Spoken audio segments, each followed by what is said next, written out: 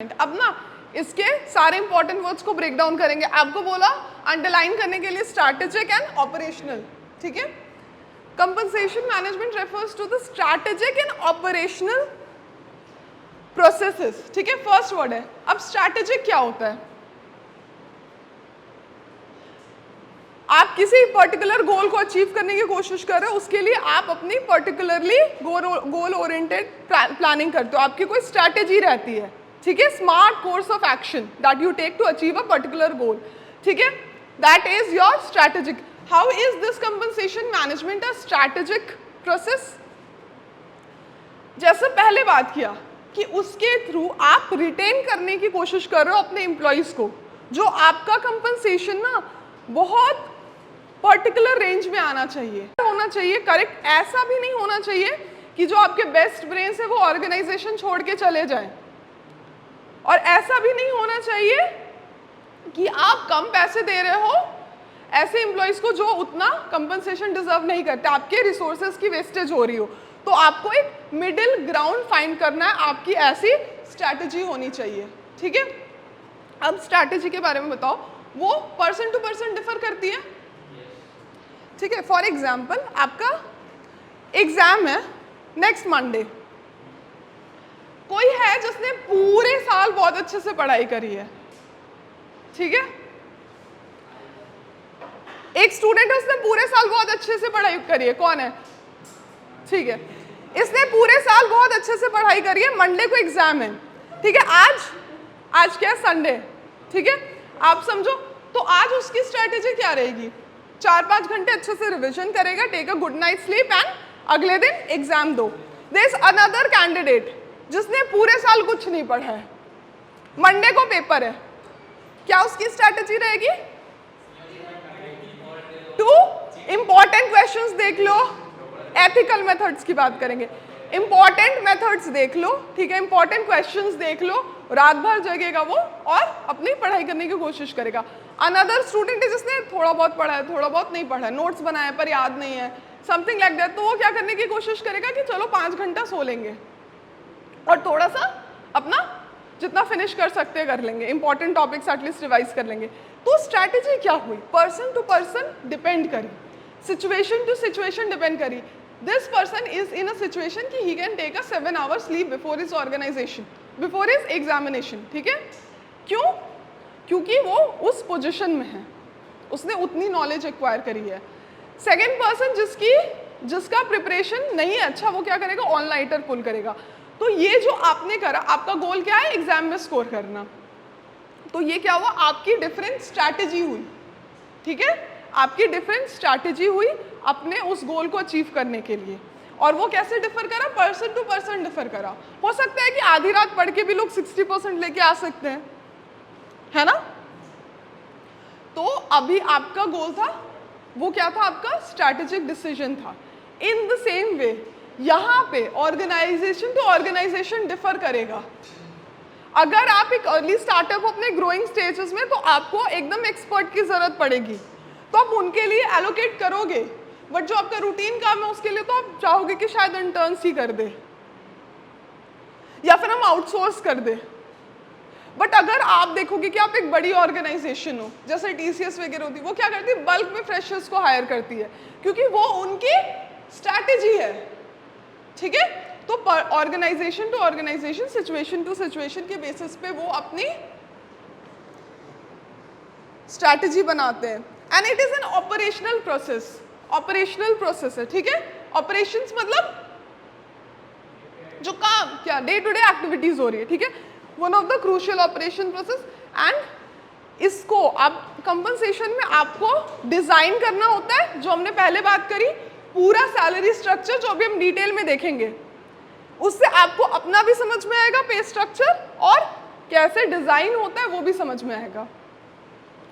तो फिर हम देखेंगे उसको डिजाइन कैसे करते हैं और फिर उसको इंप्लीमेंट कैसे करते हैं।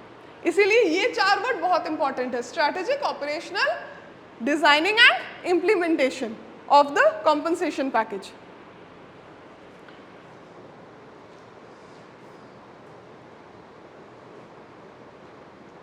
अब हम इसका इंपॉर्टेंस कर रहे थे।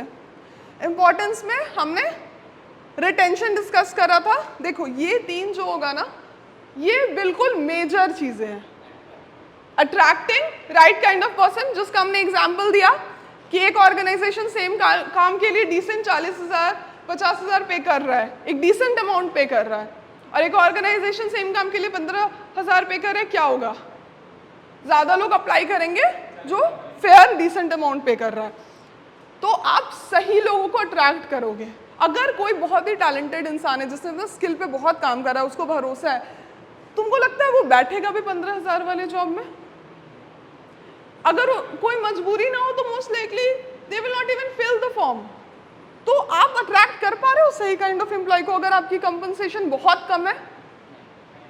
नहीं कर पा रहे हो। Second is retention. कोई 1 साल से काम कर रहा है, उसको 1 साल में बहुत अच्छी बोनस मिली उसके वर्क के हिसाब से, वो छोड़ देगा ऑर्गेनाइजेशन, स्विच करने की कोशिश करेगा या यहां पे रहेगा? हाँ, वो स्विच करने से पहले कंसिडर करेगा एटलीस्ट, अगर उसको करना भी है, बट अगर उसका पैकेज बहुत अच्छा है ना, एक होगा मार्केट में इजीली उतना अच्छा पैकेज शायद ना मिले, सेकेंडली उसे लगेगा कि कहीं और क्या जाना है, यहीं पे मेरे एफर्ट्स को अप्रिसिएट किया जा रहा है और मुझे अकॉर्डिंगली कंपनसेट किया जा रहा है, तो शायद वो स्विच करने की कोशिश नहीं करेगा, रिटेन करेंगे, हमारे पास बेस्ट माइंड रहेंगे। और मोटिवेटिंग, कंपनसेशन मोटिवेटिंग कैसे होता है आप बताओ?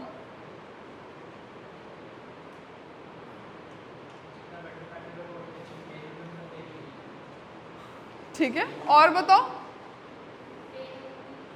क्या? Paid holidays.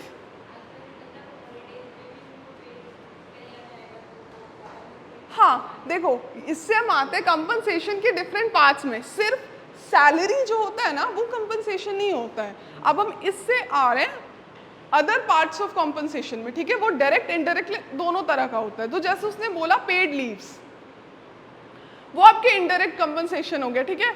हॉलीडेज मिलते हैं जो पेड रहते कंपनी की तरफ से, या किसी तरह का कोई बोनस मिलता है, कोई रिवॉर्ड मिलते हैं, तो वो सारा कुछ आपके कॉम्पनसेशन में ही आता है। एक अगर अच्छी सैलरी, तो इंसान मोटिवेटेड रहता है अपने काम को लेके, पहली चीज है, बिकॉज वो साइकोलॉजिकली फील करता है। सेकेंडली, अगर बहुत अच्छे से ये सारे फैसिलिटीज मिल रहे हैं, बोनस मिल रहा है टाइम पे, प्रमोशन हो रहा है, सैलरी करिए, तो वो हमेशा मोटिवेटेड रहेगा। क्लियर है? अब ये तो मेजर बेनिफिट्स हो गए, मेजर इंपॉर्टेंस हो गए कॉम्पनसेशन के।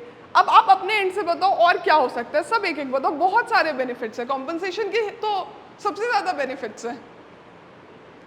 और क्या हो सकता है इन तीनों के अलावा? अट्रैक्शन हो गया, रिटेंशन हो गया, मोटिवेशन हो गया, और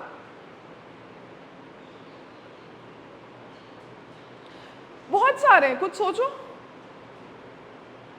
ट्राई करो, कोई तो बोलो कुछ। क्या? वेरी गुड, लॉयल्टी और एम्प्लॉय एम्प्लॉयर रिलेशनशिप उस रीजन से हेल्दी रह सकता है, ठीक है? उसे ये वाली फीलिंग नहीं आएगी, जल्दी बर्नआउट नहीं होगा, या फिर इफ़ यू सी कि बहुत ज़्यादा काम करवा रहे हैं, बहुत कम पैसे दे रहे हैं, तो एक जो निगेटिव कॉनोटेशन अटैच होता है अपनी जॉब से, अगर फेयर कंपनसेशन होगा तो वो नहीं रहेगा, उससे जॉब रिलेटेड स्ट्रेस कम होगा, ठीक है? अगर इफ यू आर श्योर कि उतना पैसा दे रहे हैं। सेकेंडली क्या होगा? अरे सोचो, पैसे से, सैलरी से रिलेटेड क्या क्या बेनिफिट्स हो सकते हैं? लाइफस्टाइल बेटर नहीं होगी अगर फेयर कंपनसेशन मिल रहा है, ठीक है?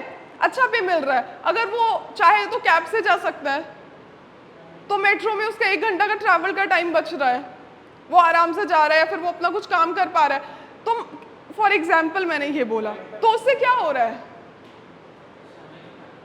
समय बच रहा है, तो वो उसकी लाइफस्टाइल अपग्रेड हो रही है।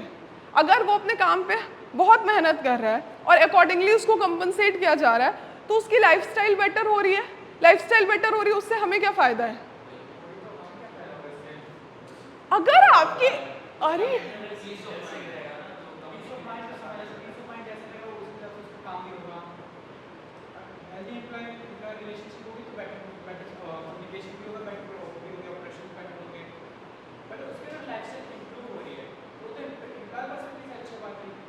तो अगर लाइफस्टाइल इंप्रूव हो रही है, एक चीज होता है वर्क लाइफ बैलेंस, ठीक है, अगर उसकी वो साइकोलॉजिकली अपने जॉब से सेटिस्फाइड है, तुमको नहीं लगता जॉब सेटिस्फैक्शन आएगा?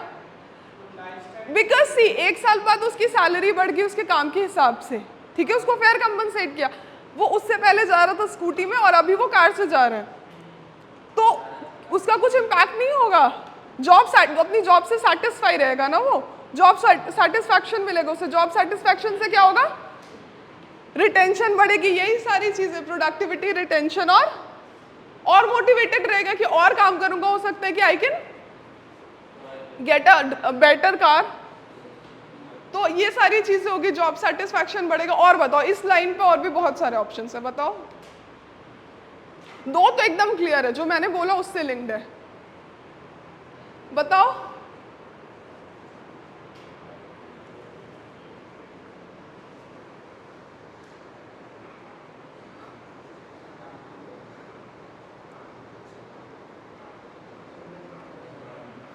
ठीक है, ये नहीं हो सकता है बेटर जॉब सेटिस्फैक्शन रहेगी उस कंपनी के लिए, तो उसने बोला लॉयल्टी रहेगा, ठीक है, और आपको नहीं लगता है दैट पर्सन इफ नोज कि if he is working very hard and he is being compensated accordingly, that person will strive for better positions, for promotion, उससे क्या होगा, आपकी सक्सेशन प्लानिंग, आपकी एचआरपी बेटर होगी,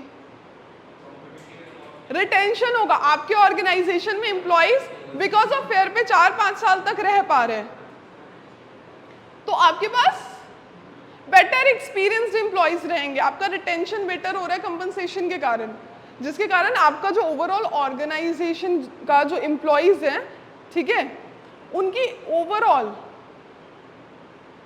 रिटेंशन बढ़ेगी, उससे क्या होगा, आपके पास बेटर एक्सपीरियंस्ड एम्प्लॉइज होंगे for a long period of time. 6-6 महीने में लोग क्विट करके जा रहे हैं because they are not satisfied and they are getting better payment somewhere else, but आप ही फेयर पे कर रहे हो, वर्क के अकॉर्डिंग कर रहे हो, and that will also force the employee to do their best, because if he is seeing someone else who work better than you got a promotion, तो आपको भी मोटिवेशन मिलेगा, तो ओवरऑल ऑर्गेनाइजेशन कल्चर हेल्दी होगा, तो इसीलिए fair and good compensation is extremely important. अब ये तो सेकेंडरी फैक्टर्स थे, मेजर हमारे क्या 3 फैक्टर्स थे, रिटेंशन, अट्रैक्टिंग, रिटेंशन और मोटिवेशन, कंपनसेशन की ये मेजर 3 फैक्टर्स है, और इससे associated n number of factors है, ठीक है, जो बेटर कंपनसेशन। अब हम देखेंगे कंपोनेंट्स ऑफ कंपनसेशन। मेजरली 2 तरह के होते हैं, डायरेक्ट और इनडायरेक्ट। हमने जो अभी थोड़ा देर पहले बात किया था, डायरेक्ट कंपनसेशन में आपका क्या आएगा, सैलरी, वेजेस, जो आपको अपने बैंक अकाउंट में डायरेक्टली मिल रहा है, और जो मेजर कंपनसेशन है जो आपको दिखाई दे रहा है। इनडायरेक्ट कंपनसेशन में ना सारी छोटी छोटी चीजें आती है, फॉर एग्जाम्पल फ्री फूड दे रहा है, पेड वेकेशंस दे रहे हैं, ट्रिप्स दे रहे हैं, ठीक है, इवनिंग लंच हो रहा है, वीकली लंच हो रहा है, कैब फैसिलिटी हो रहा है, और बताओ क्या, हेल्थ इंश्योरेंस हो रहा है, वेरी गुड, और फैमिली इंश्योरेंस प्रोवाइड करे, होम लोन पे कुछ प्रोवाइड करे, चाइल्ड एजुकेशन को के रिलेटेड कुछ if they are providing, tuition fees का दे रहे हैं, तो वो क्या हो जाएगा, indirect compensation. So direct compensation में क्या होगा, आपका मेजर सैलरी, बोनसेस, जो आपके काम से डायरेक्टली लिंक्ड है, उसके अलावा इनडायरेक्ट कंपनसेशन में होगा जो भी बेनिफिट्स आपको मिल रहे हैं। अब बताओ इनडायरेक्ट कंपनसेशन क्यों जरूरी है, सोचो, मोटिवेशन के लिए, ठीक है, और एक ये वाली चीज हो गई, हमारे 3 फैक्टर्स तो है, साथ ही साथ देखो, for example when you talk about Google, तो देखो बहुत सारे आप देखते हो कि वहाँ पे बहुत काइंड ऑफ फूड अवेलेबल रहता है, ठीक है, इन्वायरमेंट वहाँ का बहुत फ्री फूड अवेलेबल रहता है, तो उससे क्या होता है, पेरेंटल लीव मिलती है, एक ऑर्गेनाइजेशन की अच्छी रेपुटेशन होती है ओवरऑल। होता है ना कि जब भी हायरिंग खुलती है, we know a lot of people are going to apply for that particular organisation, तो इसीलिए सैलरी से ज़्यादा इनडायरेक्ट बेनिफिट्स भी बहुत मैटर करते हैं, ठीक है, कि उनके वर्किंग कंडीशन कैसी है, उन्हें किस तरह का के अलग बेनिफिट्स मिल रहे हैं। तो ये भी क्या है, स्ट्रैटेजिक डिसीजन है। किसी कंपनी के लिए ये सही हो सकता है कि वो कम इनडायरेक्ट बेनिफिट्स दे और ज़्यादा बस सैलरी दे दे, और किसी कंपनी के लिए ये उसका स्ट्रैटेजिक डिसीजन हो सकता है कि वो सैलरी दे और साथ ही साथ अपना वर्क कल्चर उसको अच्छा रखना है, तो वो लंच प्रोवाइड कर रहा है और भी बहुत सारी ऐसे इनडायरेक्ट बेनिफिट्स बहुत सारे दे रहा है, कैब फैसिलिटी दे रहा है, ठीक है। और ये फिर सेक्टर टू सेक्टर भी डिपेंड करता है। फॉर एग्जाम्पल अगर नाइट शिफ्ट है या जो फ्लाइट अटेंडेंट्स होते हैं, कैबिन क्रू होता है, तो उन्हें आपको कैब फैसिलिटीज देनी भी हैं। तो कुछ इनडायरेक्ट कंपनसेशन होता है इंडस्ट्री से रिलेटेड भी होता है जिसमें आप ऑपरेट कर रहे हो।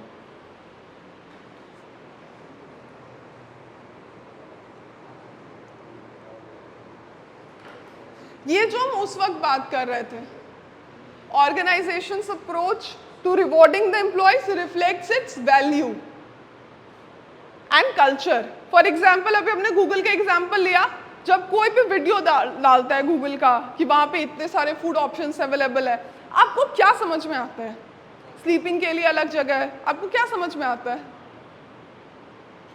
कि उस ऑर्गेनाइजेशन के कल्चर के बारे में, that particular organisation takes care of its employees, कि यहाँ पे लोग अच्छे से मेहनत करें, काम करें, and will have a lot of option, खाने की कोई दिक्कत नहीं है, यू नो,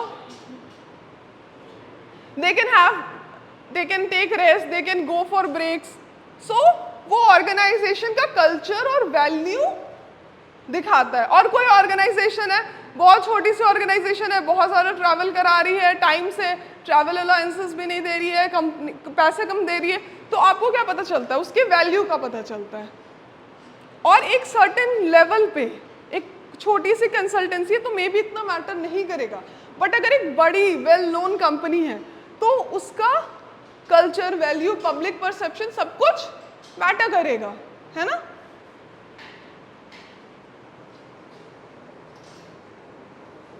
अब हम फिर से टेक्निकल चीजों पे आ रहे हैं। कंपनसेशन जो अभी हमने बात करी कि इंपॉर्टेंट होता है, फेयर पे करना है, पर ये डिसाइड कैसे करते हैं, ठीक है, based on, so majorly it is based on this job analysis and job evaluation. Job analysis सबने पहले करा है, कौन बताएगा क्या होता है जॉब एनालिसिस, क्या होता है, हमने बहुत डिटेल में करा है सेकेंड यूनिट में, बताओ।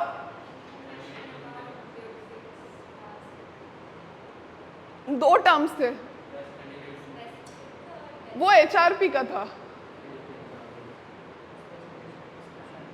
एचआरपी में जॉब एनालिसिस था और उसके अंदर दो चीजें क्या थी,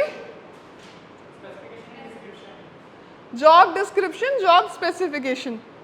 और जॉब एनालिसिस क्या है, जब हम उस जॉब को, उसके सारे ड्यूटीज, रोल्स एंड रिस्पॉन्सिबिलिटीज को एनालाइज करते हैं, दैट इज जॉब एनालिसिस। और सिमिलर है, देखो, collecting, analysing information, and similar है जॉब इवैल्यूएशन। लेकिन इसमें आपने इंफॉर्मेशन कलेक्ट करा जॉब एनालिसिस में, जॉब इवैल्यूएशन में क्या करते हो, आप उस जॉब की वर्थ डिफाइन करते हो, ठीक है, उसकी वर्थ क्या है ऑर्गेनाइजेशन के लिए, एंड उसका पे अकॉर्डिंगली जॉब इवैल्यूएशन में। क्लियर है? Why is this important? Job evaluation, job analysis क्यों इंपॉर्टेंट है?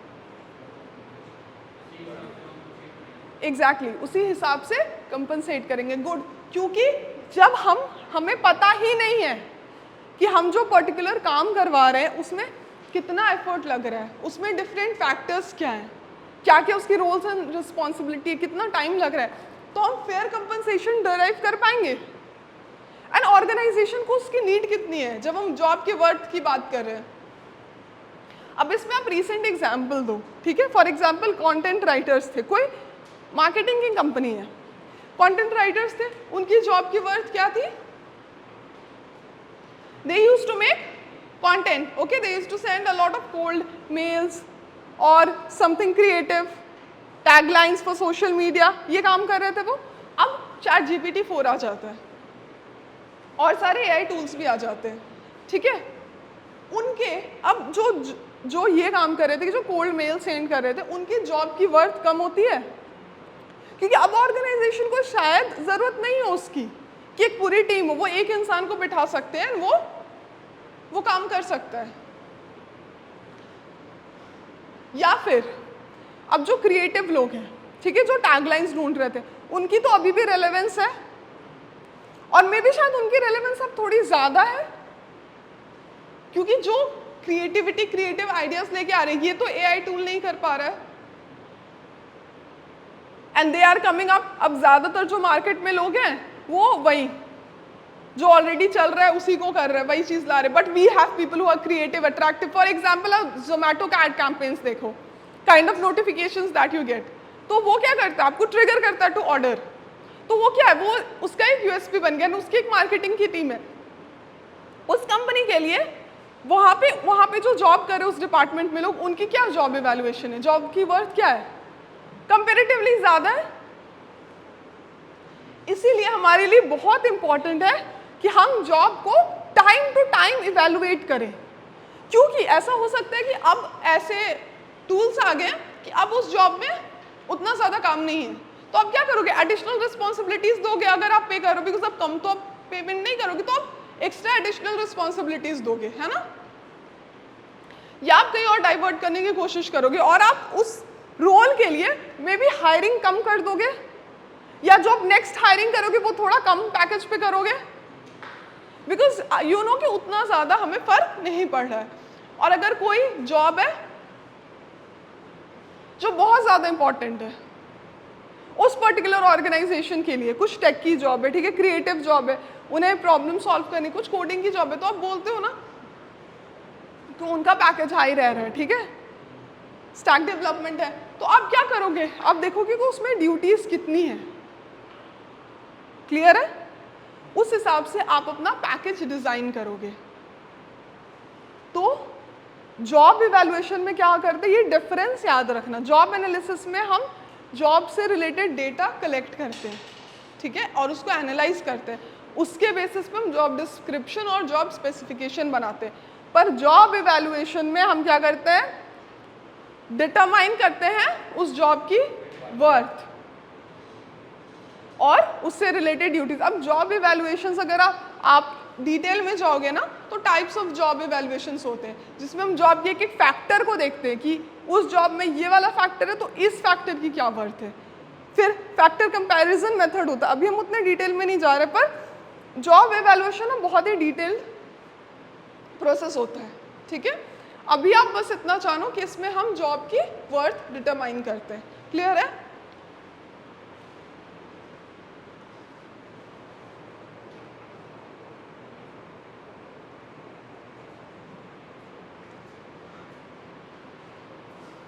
कौन डिफाइन करेगा जॉब इवैल्यूएशन, अभी डिफाइन करो जॉब इवैल्यूएशन क्या होता है, बताओ। अभी डिस्कस करा हमने, व्हाट इज जॉब इवैल्यूएशन, बताओ।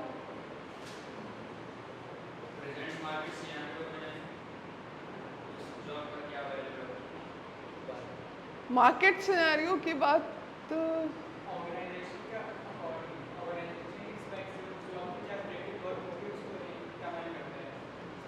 दोनों incomplete. Job evaluation aims to determine the relative worth of jobs organisation के लिए और उस पर्टिकुलर रोल्स एंड रिस्पॉन्सिबिलिटीज जो उस जॉब में आ रहे हैं। और जॉब एनालिसिस क्या है, regarding the job. Job evaluation क्या, determining the relative worth of the job, determining the relative worth of the job, और उस अकॉर्डिंगली कंपनसेशन डिजाइन करते हैं। अब ना हमारे पास कॉम्पनसेशन को हमने अभी डायरेक्ट इनडायरेक्ट देखा, ठीक है। डायरेक्ट कॉम्पनसेशन और इनडायरेक्ट कॉम्पनसेशन क्लियर है, हमने थोड़ी देर पहले देखा था। क्या होता है बताओ, what is direct compensation? Indirect में ठीक है इंसेंट। अब हम देखेंगे कॉम्पनसेशन एक टाइम रेट बेस्ड होता है और एक पीस रेट बेस्ड होता है। टाइम रेट में क्या होता है, टाइम के हिसाब से पेमेंट होती है कि आपने काम करने में कितना टाइम लिया है। टाइम रेट लिखो, डायरेक्ट कॉम्पनसेशन के पहले डायरेक्ट इनडायरेक्ट लिखना and then time rate and piece rate. नहीं, वो अलग हो गया। कंपनसेशन में ना आगे चल के हम ऐसे देख रहे हैं, कंपनसेशन में हो गया एक डायरेक्ट इनडायरेक्ट होता है बेस्ड ऑन स्ट्रक्चर कंपोनेंट्स, फिर एक होता है based on time and piece. वो वाला पीस नहीं, यहाँ पे पीस का मतलब है काम। वर्क बचपन में वो पढ़ा है जो मैथ्स में आता है, time and work. Time and work class 8-9 में सॉल्व करा। A can do a work at rate of इतना, B can do the same task इतना, सिमिलर। पीस रेट वही है। जब आपको होता है ना कि अगर 5 घंटे काम करेगा हम 2000 देंगे, this is time. Piece rate है, मुझे नहीं पता वो कितने घंटे काम कर रहा है, लेकिन अगर वो मुझे 5 वीडियोस एडिट करके देगा विद सबटाइटल तो हम 2000 देंगे। अब उसने उस पर 4 दिन काम करो, 5 दिन काम करो, वो मेरा कंसर्न नहीं है। वो क्या हो गया, पीस रेट। क्लियर है टाइम रेट पीस रेट? बताओ क्लियर है? नहीं? सुनो, फिर से सुनो। देखो टाइम रेट होता है एग्जाम्पल से कि अगर 5 घंटे काम करेगा हम उसे 2000 देंगे, टाइम रेट। पीस रेट होता है हमें नहीं पता वो कितने घंटे काम कर रहा है, क्या कर रहा है, लेकिन अगर वो मुझे 5 वीडियोस एडिट करके देगा विद सबटाइटल तो हम उसे 2000 देंगे। यहाँ पे क्या होता है, पीस के हिसाब से जो काम किया उस अकॉर्डिंग, इस हिसाब से टाइम के अकॉर्डिंग। अब आप बताओ टाइम रेट सिस्टम का क्या बेनिफिट है, टाइम रेट का क्या बेनिफिट है, और उसके बाद हम पीस रेट का डिस्कस करेंगे। या फिर पहले पीस रेट का बताओ अगर उसके बेनिफिट्स दिमाग में आ रहे तो। क्या? हाँ बताओ पीस रेट में क्या है। Very good, skilled labour, skill के हिसाब से पेमेंट मिलेगा, ठीक है। स्किल्ड लेबर को ज्यादा पेमेंट मिलेगा। प्रोडक्टिविटी मतलब यहाँ पे क्या होगा ना, इफिशियंसी को हम रिवॉर्ड करेंगे एक्यूरेटली। और क्या बेनिफिट है, ये और लोगों को मोटिवेट करेगा कि अगर ये होता है ना इतना कमा सकता है एक दिन में तो मैं भी इतना कमा सकता हूं।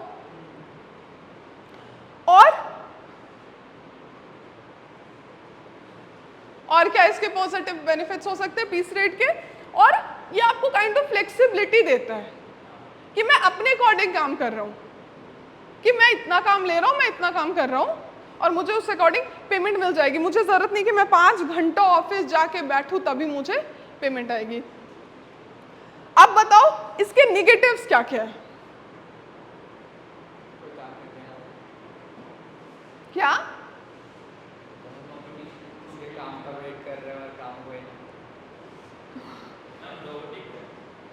Exactly, good. Robotic in nature होता है ना, क्योंकि एज ए ह्यूमन बीइंग वो आप हमेशा अपना बेस्ट परफॉर्मेंस दे रहे हो कि आपको इतना काम करना है तभी आपको पेमेंट मिलेगा। ये तो चलो फ्रीलांसर्स के लिए, पर आप ये अपने रेगुलर एम्प्लॉयज के साथ नहीं कर सकते हो। आप मान के चलते महीनों में 1-2 दिन हो सकता है जब वो उतने प्रोडक्टिव नहीं रहेंगे। ह्यूमन बीइंग है, साइक्लिक नेचर होता है, कभी बहुत काम करते हो सकता है, कभी नहीं काम करते हो, कुछ पर्सनल प्रॉब्लम आ गई तो ये बहुत इनह्यूमन है। जैसा बोला रोबोटिक इन नेचर है। आप ह्यूमन बीइंग से ऐसे एक्सपेक्टेशन नहीं रख सकते हो और इसीलिए ये ज़्यादा यूज़ होता भी नहीं है, कम होता है। अब आप बताओ टाइम रेट का क्या एडवांटेज है, बिकॉज अब इससे हम नेक्स्ट टॉपिक में जाएंगे। टाइम रेट का क्या एडवांटेज है? इफेक्टिवनेस बढ़ती है टाइम रेट से। कैसे? इफिशियंसी तो पीस रेट से बढ़ी थी। हम पैसे देंगे उसको, अगर वो आएगा 9 to 5 जॉब करेगा पर डे, जो भी हम उसको उस दिन का 2000 देंगे। हाँ, तो उसकी इफेक्टिवनेस कैसे बढ़ी, एक्सप्लेन करो कैसे हुआ, बताओ।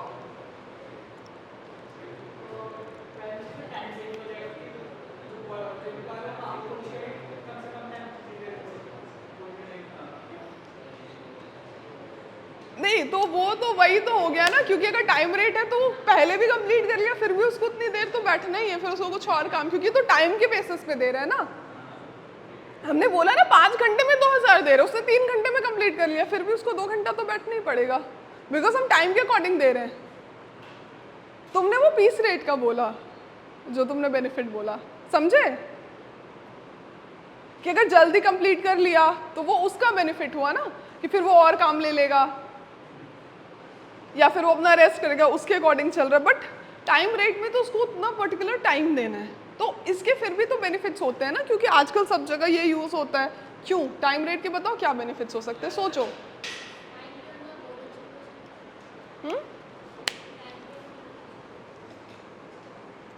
टाइम पे क्या होता है,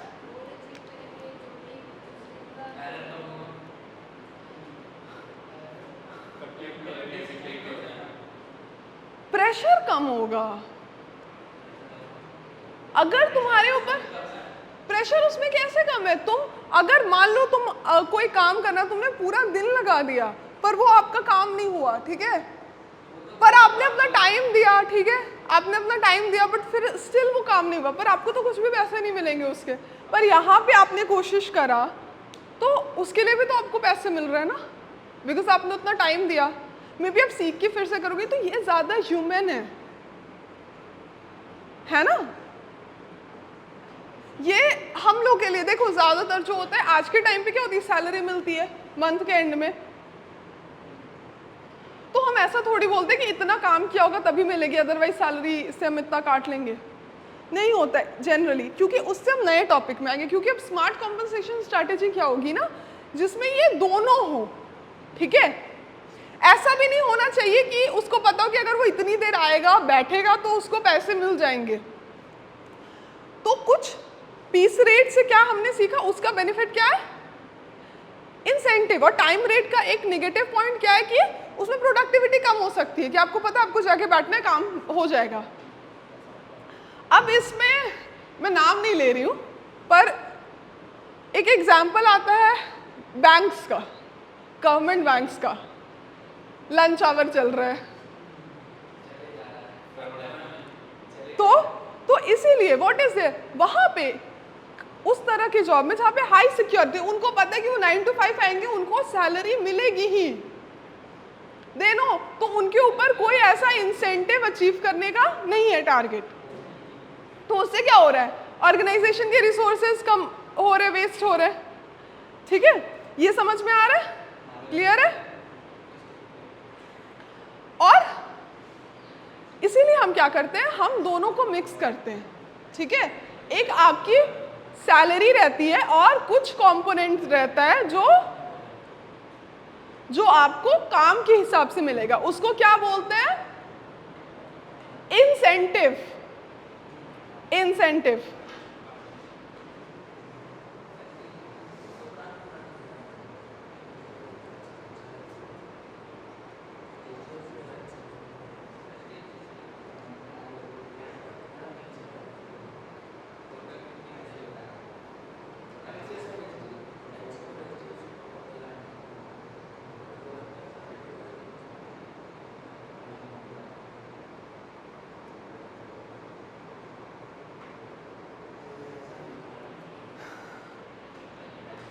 तो हम आते हैं अपने नेक्स्ट टॉपिक में, विच इज नोन एज, बताओ, इंसेंटिव्स, ठीक है।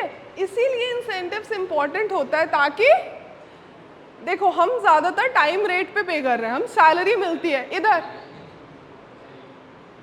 सैलरी मिलती है, ठीक है, लेकिन वो मोनोटोनस ना हो जाए, वो कंडीशन ना हो जाए कि बस जाके बैठे हैं, हमें पता है कि हम बस बैठे हैं तो हमें मिल जाएगी, जैसे हमने एग्जाम्पल लिया। इसीलिए हम क्या करते हैं, दोनों का मिक्सचर रखते हैं, हम इंट्रोड्यूस करते हैं इंसेंटिव। अब कंपनसेशन प्लान में राइट इंसेंटिव्स को भी लाना एक स्किल है, कि आप करेक्ट इंसेंटिव्स दे रहे हो, ठीक है। इफेक्टिव इंसेंटिव स्ट्रैटेजी जिसको बोल रहे हो, अब ये भी एक स्ट्रैटेजी है, क्योंकि आप कुछ एक्स्ट्रा दे रहे हो तो आप किस बेसिस पे दोगे, किस बेसिस पे दोगे बताओ? वर्क के बेसिस पे, और काम तो सब कर रहे हैं, और उसका बिहेवियर, एक्स्ट्रा काम के लिए एक और वर्ड, मतलब सही बोल रहे हो, एक्स्ट्रा काम हुआ बट उसको साथ में बोलो लेके। अगर कोई एक्स्ट्रा काम कर रहा है, अच्छे से अपना काम कर रहा है, तो वो क्या कर रहा है? बेटर परफॉर्म कर रहा है।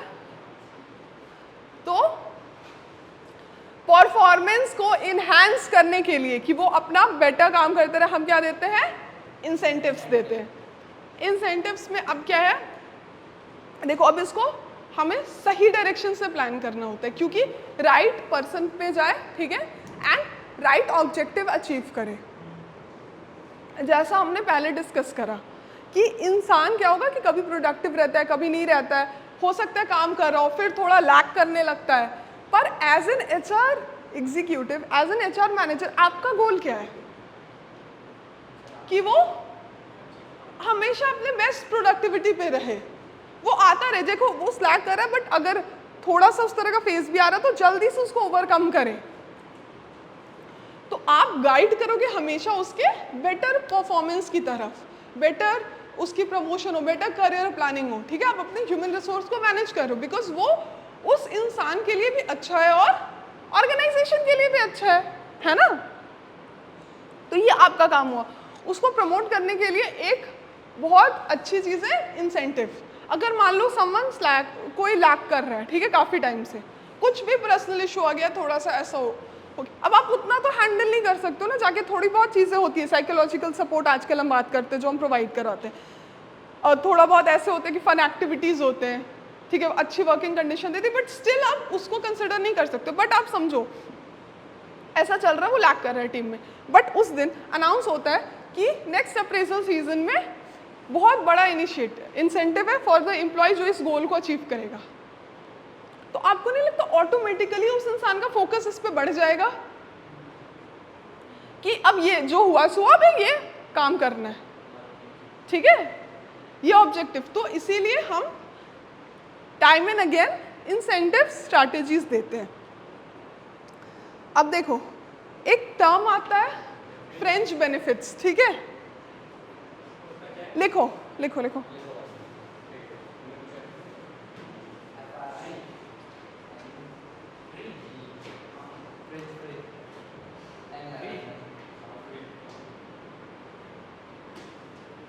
Fringe benefits.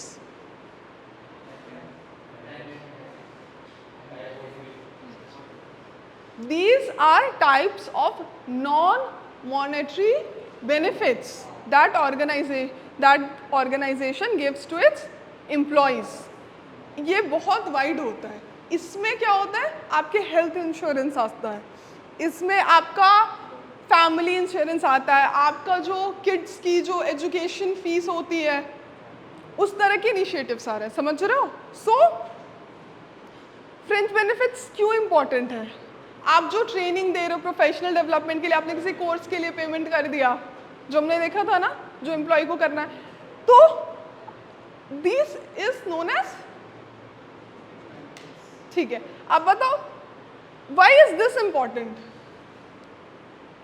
अभी हम इनिशिएटिव्स की बात कर रहे थे ना, उस कॉन्टेक्स्ट में बताओ ये क्यों इंपॉर्टेंट है आजकल? क्योंकि आप नॉन मॉनेटरी पर्क्स दे रहे हो, सैलरी तो आप दे रहे हो, उसके अलावा ये क्यों इंपॉर्टेंट है बताओ?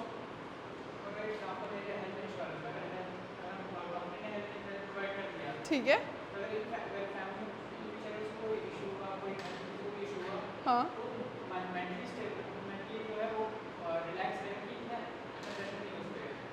एग्जैक्टली, तो एक सही बोला, साइकोलॉजिकल सपोर्ट रहेगा, वो उस चीज को लेके रिलैक्स रहेगा कि मेरी पूरी फैमिली जॉब के अंदर इंश्योर्ड है। अगर मान लो वो यहाँ पे काम करता है, उसकी फैमिली कहीं और है, तो ही विल नो कि in case of an emergency my organisation will take care of this.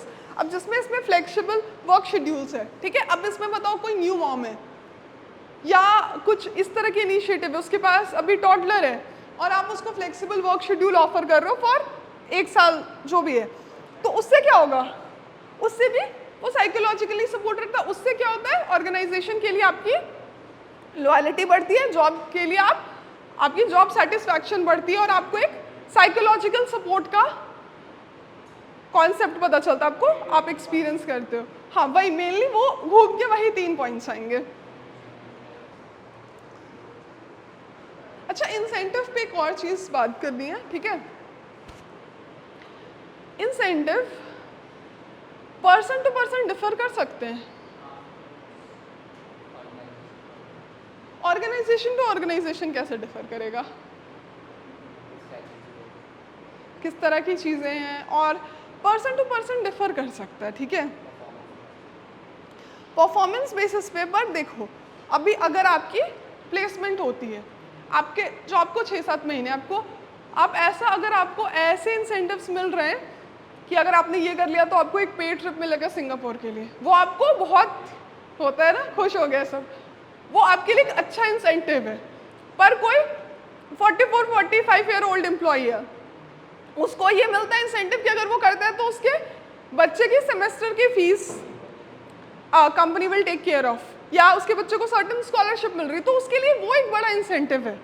तो पर्सन टू पर्सन वो डिपेंड करता है, ठीक है। आप इंडिविजुअली तो नहीं कर सकते, बट आप एक सर्टेन कैटेगरी बना देते हो कि फ्रेशर्स के लिए इस तरह के इंसेंटिव्स हैं कि उन्हें पेड ट्रिप्स मिल रहे हैं, उन्हें ट्रैवल करने को मिल रहा है, या एक्स्ट्रा मनी मिल रहा है, या जैसे फूड का मैंने बताया, इस तरह की चीज़ें मिल रही है। बट कोई एक्सपीरियंस एम्प्लॉयर, टॉप मैनेजमेंट है, तो आप शायद ये चीज़ें उनके लिए इतना मैटर ना करे, लाइक कि हम तो जाते ही रहते हैं, अभी चले, तो उतना मैटर नहीं करे, उनके लिए वो दूसरी चीज़ें होगी जो उनको वो इंसेंटिव देगी। तो जब आप इंसेंटिव डिज़ाइन करते हो तो आपको क्या चीज़ ध्यान में रखना है, सिर्फ परफॉर्मेंस और कंट्रीब्यूशन के अलावा एक और चीज़ ध्यान में रखना है, हाँ उनकी नीड, ठीक है। तो आगे चल के जब हम ओबी पढ़ते हैं ना, ऑर्गेनाइजेशन बिहेवियर, तो उसमें थ्योरीज ऑफ मोटिवेशन आती है जिसमें ये सारे बहुत डिटेल्स में, तो बिकॉज डिफरेंट थिंकर्स ने ना अपनी डिफरेंट थ्योरीज दी है कि क्या मोटिवेट करता है, क्या नहीं करता है, ठीक है, उस बेसिस पे।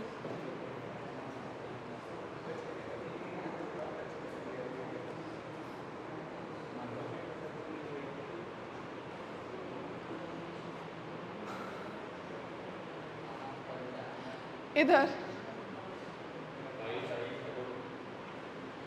बाद में देखो, तुमने बोला था एम्प्लॉय एंगेजमेंट, ये किसने बोला था, एम्प्लॉय एंगेजमेंट किसी ने बोला था, ठीक है। अब हम देख रहे हैं कि वेल स्ट्रक्चर्ड इंसेंटिव प्रोग्राम और फ्रेंच बेनिफिट्स जो होते हैं वो higher level of employee engagement provide करते हैं। कैसे, कोई एक्सप्लेन कर सकता है इस लाइन को, कि आपके जो वेल स्ट्रक्चर्ड इंसेंटिव प्लान्स है वो high amount of employee engagement को कंसिडर करते हैं, एम्प्लॉय एंगेजमेंट बढ़ाते हैं। कैसे,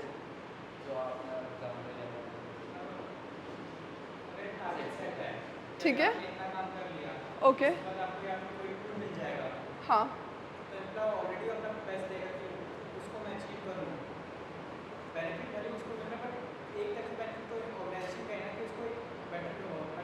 हाँ, तो ऑब्वियसली ऑर्गेनाइजेशन को बेनिफिट है, और ऑर्गेनाइजेशन उस चीज़ के लिए पे भी तो कर रहा है, वो पे कर रहा है और उसको वो बेनिफिट मिल रहा है, तो वो जो अमाउंट पे कर रहा है उसके लिए उसको सही काइंड ऑफ रिटर्न्स मिल रहे हैं, ठीक है। और वही तो आपका गोल है जो हमने शुरू में डिस्कस करा।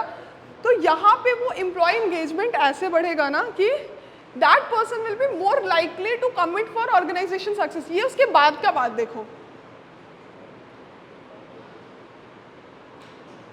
देखो उसके बाद का देखो, क्योंकि अब देखो उसने बहुत अच्छे से काम करा, पेड ट्रिप मिल गई, वो घूम के वापस आ गए, हाँ वो मोर प्रोडक्टिव फील करेगा और वो मोर इंस्पायर्ड भी फील करेगा, because he was rewarded accordingly, जो उसको चाहिए था उसको मिला, तो वो और तो उससे क्या होगा, वो और ज्यादा इंगेज होगा, he will be participating more in organisation success.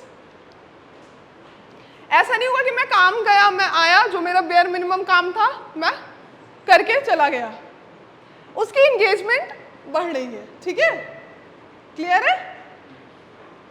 Employ engagement क्या होती है पहले ये बताओ, वो कितना इनटू है अपने काम में, ऑर्गेनाइजेशन के साथ में कितना पार्टिसिपेटिव है।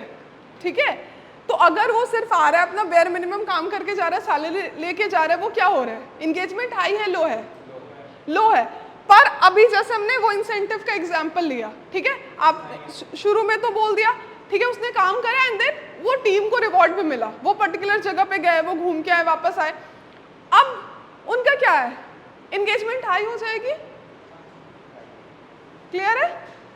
क्योंकि वो वैल्यूड फील करेंगे, सपोर्टेड फील करेंगे, और ऑर्गेनाइजेशन से फिर वो के सक्सेस से, गोल से एसोसिएट करेंगे कि जब हमने ये काम कर दिया, ये चीज हो गई, तो हमें भी अकॉर्डिंगली रिवॉर्ड मिला था, उनके गोल्स भी अचीव हो रहे हैं और ऑर्गेनाइजेशन का भी अचीव हो रहा है।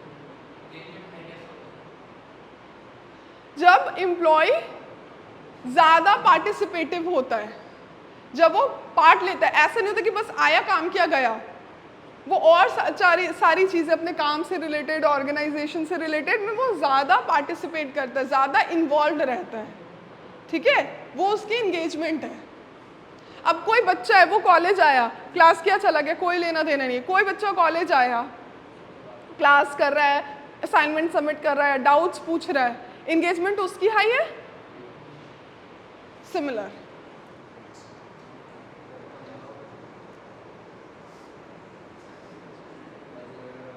अब यहां पे जो हमने इससे पहले बात करी थी पर्सनलाइज्ड बेनिफिट्स की, जो हमने पहले बात करी थी कि फॉर न्यू एम्प्लॉइज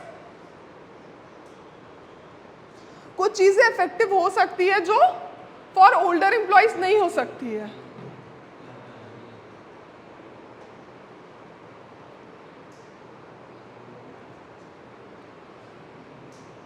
तो आपका इंसेंटिव क्लियर है? यहां से कौन डिफाइन करेगा फ्रेंच बेनिफिट्स, बताओ? लिखा भी है सबने। नॉन मॉनेटरी बेनिफिट्स होते हैं और ठीक है, मतलब एक्सेप्टेबल, पर और उसको थोड़ा सा एम्प्लीफाई करो।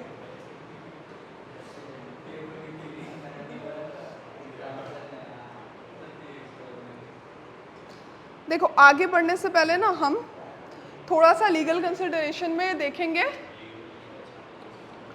कंपोनेंट्स।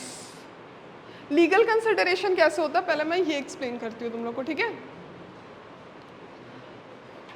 और उसके बेसिस पे हमारे डिफरेंट कंपोनेंट्स होते हैं।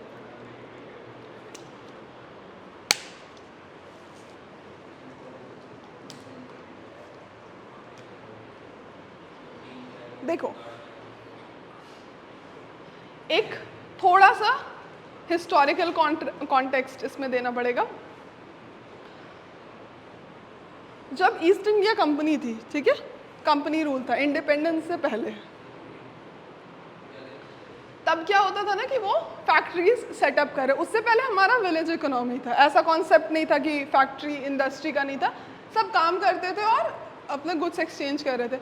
जब with the arrival of east India company और अदर भी डच ईस्ट इंडिया कंपनी, क्या होता है कि एक फैक्ट्री का कॉन्सेप्ट होता है। ऑल्दो उस वहाँ पे जो फैक्ट्री था ना वो ज़्यादा इंपोर्ट एक्सपोर्ट का ही काम करता था ज़्यादा, पर ये, और उस समय क्या हो रहा था, around the world industrial revolution हो रहा था, ठीक है, इंडस्ट्री सेट कर रही थी और उसमें क्या चल रहा था, असेंबली लाइन का कॉन्सेप्ट आ चुका था। तो जो गांव से और ऐसी वैसी जगह से हमारे पास लेबर्स आ रहे थे जो काम कर रहे थे, तब उनकी वर्किंग कंडीशन बहुत ख़राब थी, क्योंकि मतलब बहुत ही ज़्यादा ख़राब थी। अगर उस टाइम पे जो फर्स्ट आता है ना लेबर्स के रिलेटेड, जो फर्स्ट स्ट्रक्चर आता है जो उनसे बात करता है, अगर उससे पहले में देखोगे तो उनके डिमांड्स इतने बेसिक है ना कि आपको रियलाइज़ होगा कि इतना एक्सप्लॉयटेशन था। उसमें डिमांड्स है कि children below the age of 12 should not be made to work more than 8 hours. तो मतलब सोचो उनको उससे ज़्यादा काम कराया जा रहा था, उसको बोलते थे द गजेट ऑफ लेबर जो बोलते। तो वो कंडीशन था, बहुत ख़राब कंडीशन था। फिर धीरे धीरे क्या होता है ना कि ह्यूमन रिलेशन मूवमेंट आता है 90s में, मतलब ऐसे 1930s में, ऐसे अर्ली में आता है और अराउंड द वर्ल्ड इसको लेके अवेयरनेस आती है। लेकिन इंडिया में क्या था, ईस्ट इंडिया कंपनी थी और वो इंडियन से सेम अमाउंट में काम करवा रही थी।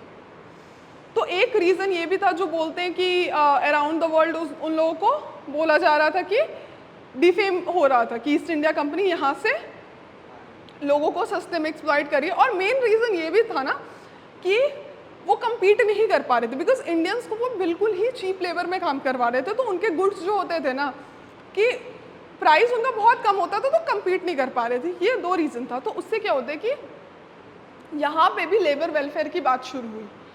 तो एक कमीशन बनता है, ठीक है, वाइटली कमीशन, जो एक ऑफिसर रहते हैं वो वाइटली आते हैं एंड वो पूरा हाँ सर्वे करते हैं एंड अपनी रिपोर्ट देते हैं, जो बोलते हैं ना फर्स्ट कमीशन लेबर होता है। उसके बेसिस पे ना एक्ट्स पास होते हैं और वो इतने बेसिक है ना कि तुम्हें लगेगा कि ये नहीं हो रहा था पहले। तो जो पहला मोस्ट इम्पॉर्टेंट एक्ट पास होता है 1936 में, उसको बोलते हैं क्या, पेमेंट ऑफ सिमिलर, मतलब हाँ kind of payment of wages act. और वो आज भी एप्लीकेबल है। पेमेंट ऑफ वेजेस एक्ट में क्या होता है कि वो दो मेन पर्पस है, उसके एक्ट्स वगैरह तो बहुत डिटेल है जो चेंज हुए हैं सेक्शंस वगैरह, पर दो मेन पर्पस है कि टाइमली वेजेस का पेमेंट होना चाहिए और अनड्यू कट्स नहीं होने चाहिए। कि टाइमली पेमेंट हो, जैसे मंथली हो जाए पेमेंट। आज भी वो एक्ट है जिसके अकॉर्डिंग होता है ना कि सेकेंड तक पेमेंट हो जानी चाहिए और ज़्यादा एम्प्लॉयज़ है, एक नंबर है कि मोर देन 100 है तो 7 तारीख तक हो जाना चाहिए। तो टाइमली पेमेंट, क्योंकि जब वाइडली कमीशन आई तो ये भी नहीं हो रहा था, उनको मंथली पेमेंट भी नहीं मिलता था। ऐसा होता था कि हाँ ठीक है कर दिया अब आपको मिल जाएगा, तो लोगों के 6-6, 7-7 महीने के जो होते थे ना वेजेस रह जाते थे। और सेकेंडली अनड्यू कट्स नहीं होंगे। उसने 3 से 4 जो फाइन्स और कट्स होता है ना वो स्पेसिफाई करा कि आप इतना ही कट कर सकते हो। उसमें एक रूल था कि जो किड्स हैं बिलो द एज ऑफ 18 उनसे फाइन नहीं लिया जाएगा, क्योंकि उनसे भी लिया जा रहा था पहले। तो उस समय क्या था कि अनड्यू कट्स होते थे बहुत ज़्यादा, कि अगर काम कर रहा है 1 महीने से काम कर रहा है पर हल्का सा कुछ गिरा दिया, ये देखो तुमने कंपनी का नुकसान करा दिया है, अब तुम्हारी आधी सैलरी काट दी, आधी वेजेस नहीं करेंगे। तो प्रैक्टिकली वो फ्री में। तो wages, payment of wages act जो आता है उसमें सबसे पहले ये दो चीज़ आइडेंटिफाई होती है कि टाइमली पेमेंट होगा और काटा नहीं जाएगा, अनड्यू कट्स नहीं होंगे। उसके दो ऑब्जेक्टिव है। और ये एक्ट 1936 से अभी भी चल रहा है। अभी हमारे कोड ऑन वेजेस आए हुए हैं, 4 कोड है, उसमें से एक कोड है कोड ऑन वेजेस, जिसमें हमारे 4 एक्ट्स आते हैं मेजरली। एक ये वाला एक्ट जिसकी हमने अभी बात करी, payment of wages act. Second आता है इक्वल रेम्यूनरेशन एक्ट। ये क्या होता है, मेल और फीमेल को इक्वल पेमेंट देके, क्योंकि क्या होता था कि एम्प्लॉयज डिस्क्रिमिनेट ना करे। पहले क्या होता था कि नहीं, अगर वुमेन है वो बच्चे के साथ है तो उसको कम पेमेंट देते थे, अभी भी होता है इनफॉर्मल सेक्टर में, और मेन को ज़्यादा देते थे। लेकिन फिर कॉन्स्टिट्यूशन में राइट टू इक्वालिटी और फिर उसके बेसिस पे ये इक्वल रेम्यूनरेशन एक्ट आता है। फिर एक एक्ट आता है, ये बाद में आया, ठीक है, पोस्ट इंडिपेंडेंस, बट ये भी बहुत इंपॉर्टेंट है, मिनिमम वेजेस एक्ट। ठीक है, इसके अंदर क्या होता है कि आपको इतना वेज देना ही है, और इसमें क्या होता है कि वेज कमीशन गवर्नमेंट अपना बैठाती है और वो रिवाइज करती है, साल में 2 साल में होता है ना, एंड वो एटलीस्ट एक मिनिमम वेज डाल देती है। आप इससे ज़्यादा भी दे सकते हो, ठीक है। मिनिमम वेज पर अक्रॉस इंडिया, अक्रॉस स्टेट आपको देना है, उसमें आप कोई कॉम्प्रोमाइज़ नहीं करोगे, ठीक है। मिनिमम वेज एक्ट ही आपका तीसरा आता है, जो जिसका मेन पर्पस है। और last is payment of bonus act. Payment of bonus act में क्या होता है कि प्रॉफिट शेयरिंग का कॉन्सेप्ट है कि अगर आप एक सर्टेन प्रॉफिट कर रहे हो, इसके अलग अलग कंडीशंस होते हैं, नॉन बैंकिंग कंपनी के लिए अलग होता है, बैंकिंग कंपनी के लिए अलग हो रहा है, आप अभी इतना डिटेल में नहीं पढ़ोगे, but payment of bonus act का ऑब्जेक्टिव है कि आपको प्रॉफिट की शेयरिंग करनी होती है अपने एम्प्लॉयज़ के साथ, मतलब एक सर्टेन बोनस। अगर आप इतना प्रॉफिट कमा रहे हो जो भी रिकमेंडेड है, ठीक है, अगर आप उतना कर रहे हो तो आपको वो बोनस अपने एम्प्लॉयज़ को देना पड़ता है above the salary by law, ठीक है। क्या हुआ, क्लियर है?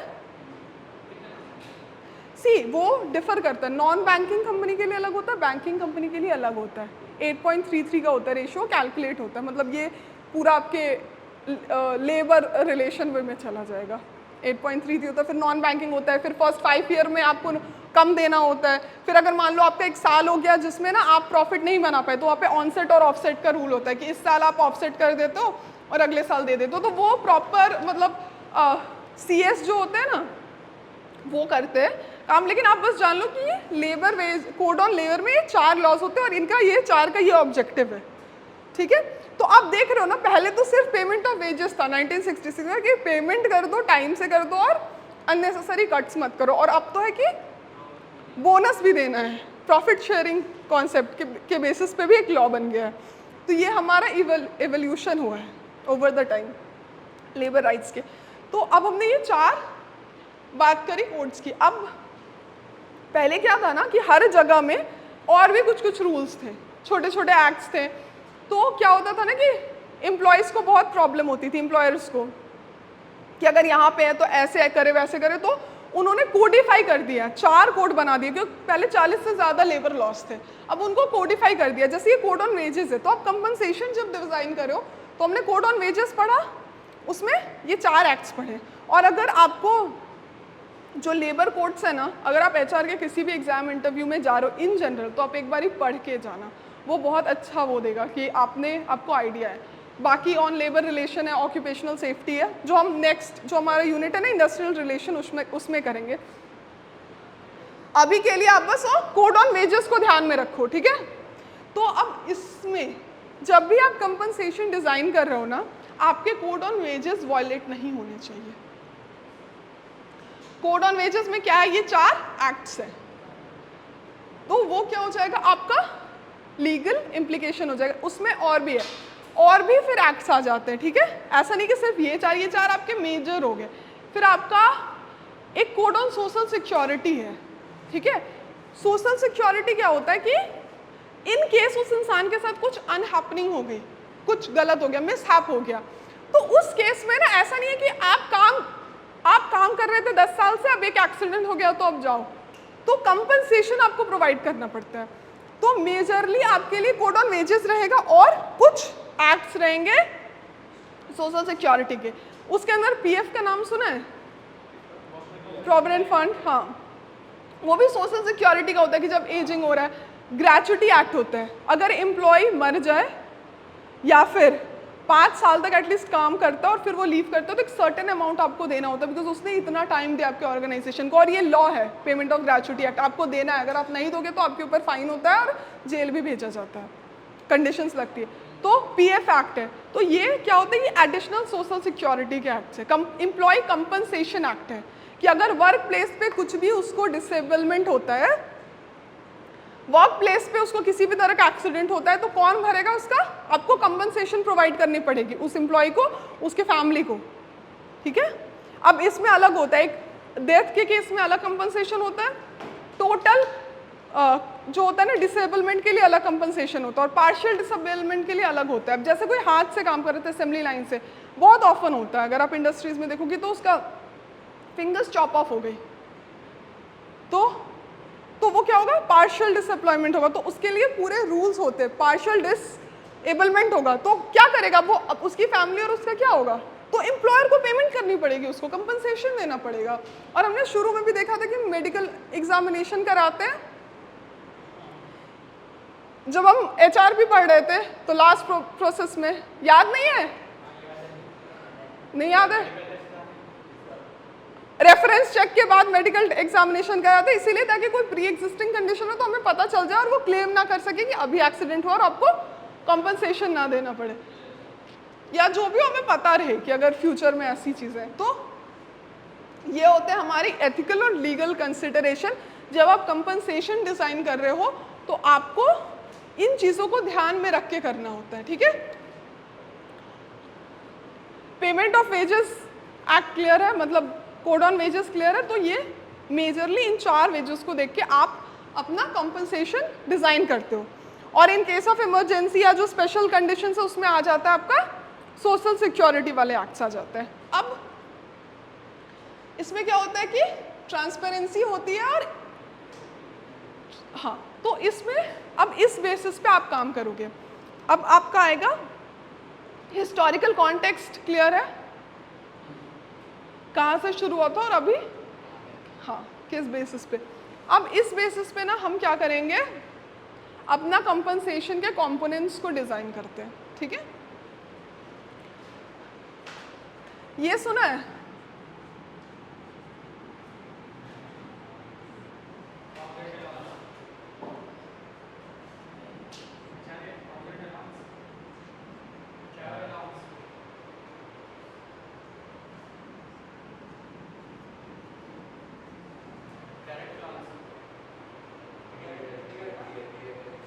डियरनेस अलाउंस, ठीक है।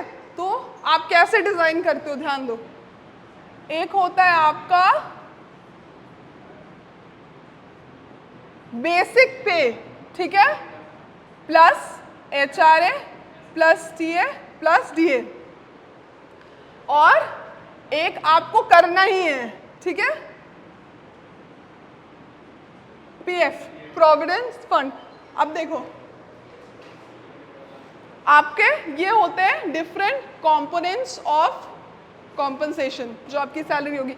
एक आपका बेसिक पे होगा, ठीक है, और भी इसमें बहुत सारे होते हैं, आप जितना ऐड कर सको, पर ये बेसिक है। उसमें आपको PF देना है। PF कैसा होता है, प्रोविडेंट फंड एक्ट के अकॉर्डिंग होता है। PF में एम्प्लॉय और ऑर्गेनाइजेशन, ठीक है, दोनों एक सर्टेन अमाउंट कंट्रीब्यूट करते हैं। जैसे 1.5% एम्प्लॉय देगा, 1.5% एम्प्लॉयर देगा, वो 20 साल काम कर रहा है, ठीक है, आप दोनों देगा। हाँ, वो चेंज होते रहता है गवर्नमेंट के इसके। जब कोविड में हो गया था तो गवर्नमेंट ने क्या किया था कि कम कर दिया था कि आपको नहीं देना है, ऐसे करके। तो और एक और चीज़ किया था गवर्नमेंट ने कि अगर आपको कोविड में फर्स्ट टाइम ऐसा किया था, PF में क्या होता है, पहले ये समझो कि एक सर्टेन पार्टिसिपेटिव एक्ट है, ठीक है, कुछ % एम्प्लॉय हर ईयर जमा करता है और कुछ % एम्प्लॉयर सबमिट करता है। और जब वो रिटायर हो रहा होता है तो वो अपना एक बड़ा सा लमसम अमाउंट हो जाता है उसके पास, जिसको वो एक्सेस कर सकता है, ठीक है, और अपने आगे की जो रिटायर्ड लाइफ है उसके लिए। अब PF का उन्होंने कोविड में क्या करा था, फॉर द फर्स्ट टाइम कुछ और कंडीशंस भी होते हैं जिसमें आप ले सकते हो। जैसे कुछ इसके बेसिस पे आपको टैक्स में भी रिबेट मिलता है, इसके बेसिस पे आप हेल्थ इंश्योरेंस में मिलता है, इसके बहुत सारे बेनिफिट्स हैं। लेकिन कोविड में उन्होंने बोला था कि अगर किसी को अपना PF निकालना है तो वो निकाल सकता है, ठीक है, रिटायरमेंट से पहले भी, क्योंकि लोगों की सैलरी नहीं आ रही थी और अगर जमा पैसा है तो वो निकाल सकते थे। फर्स्ट टाइम ऐसा हुआ था। ये अगर ऑर्गेनाइजेशन देखो, तुम्हारा जो PF अकाउंट होता है ना, वो इसका ऑर्गेनाइजेशन से कोई लेना देना नहीं है। हाँ, वो गवर्नमेंट के अंदर होता है। EPFO नाम सुना होगा, ऑफिस होता है, एम्प्लॉय प्रोविडेंट एक्ट। हाँ देखो, जब तुम एक जॉब ज्वाइन करोगे ना तो तुम्हारा पैन कार्ड लेते हो और तुम्हारा एक PF अकाउंट बनता है, ठीक है, वो EPFO के ऑफिस के साथ में रहता है।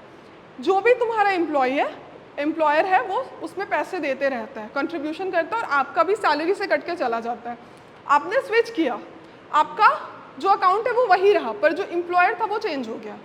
तो आपको इसके साथ कुछ नहीं करना होता, बस आपको रेगुलर अपडेट करना रहता है, PF फाइल करना होता है। अगर आपने 1 साल का गैप किया तो स्टैग्नेंट हो गया जो हमने पहले जॉब करी थी, ठीक है, तो there certain amount of PF जो आपका कटा, ठीक है, फिर सम अमाउंट जॉब नहीं करा, ठीक है, समवन इज कुक प्रिपरेशन कर रहा है या कुछ और कर रहा है, उसने जॉब नहीं करा, तो उस अमाउंट में क्या हुआ, उस पीरियड में उसका PF नहीं आ रहा है। फिर जब जॉब करेगा, मान लो गवर्नमेंट जॉब हो गई, उसकी निकल गई, तो अब जॉब करेगा तो जो नेक्स्ट एम्प्लॉयर है वो देगा।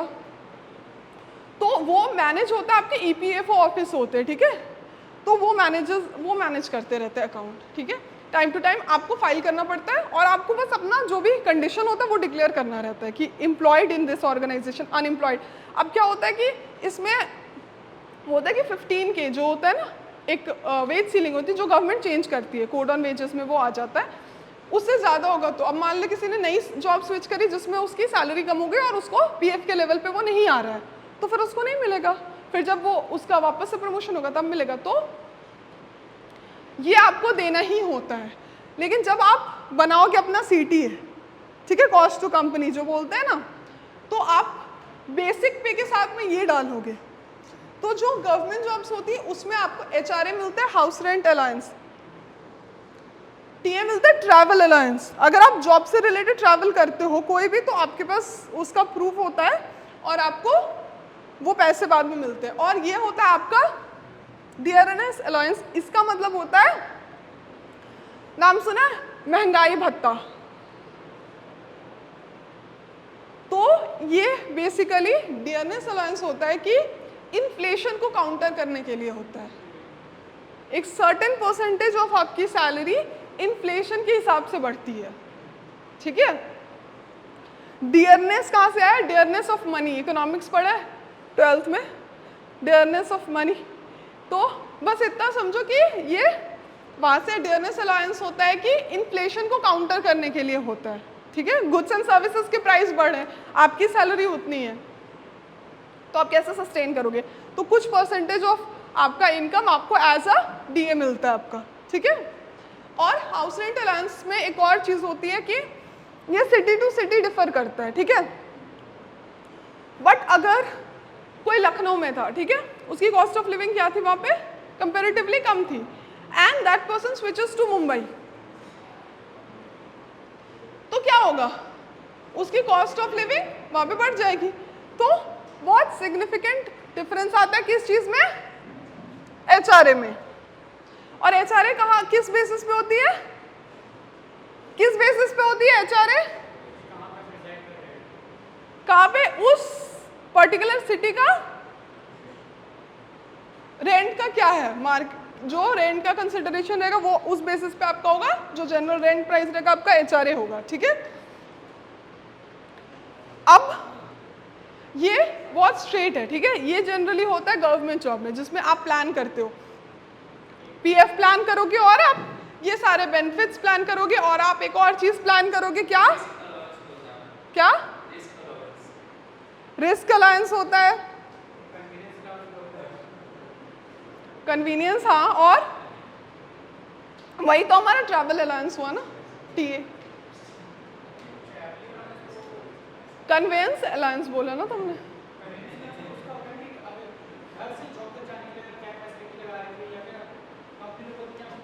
हाँ, तो वो अगर कैप दिया वो तो आपका फ्रेंच बेनिफिट्स में आ गया, फिर तो वो इसमें हो गया। और ये आपका ट्रैवलिंग अलाउंस हो गया, जॉब के काम से अगर आपने ट्रैवल करा, जैसे पीएसयूज में होता है, तो उनको इधर से गए, क्या बोलो? नहीं, जॉब रिलेटेड ट्रैवल्स ओनली, ठीक है, जॉब रिलेटेड ट्रैवल्स। अब ये तो आपका गवर्नमेंट जॉब हो गया, या जो ट्रांसपेरेंट ऑर्गेनाइजेशन है उनका हुआ। अब आपको प्लान करना है एक स्मार्ट कंपनसेशन, ओके।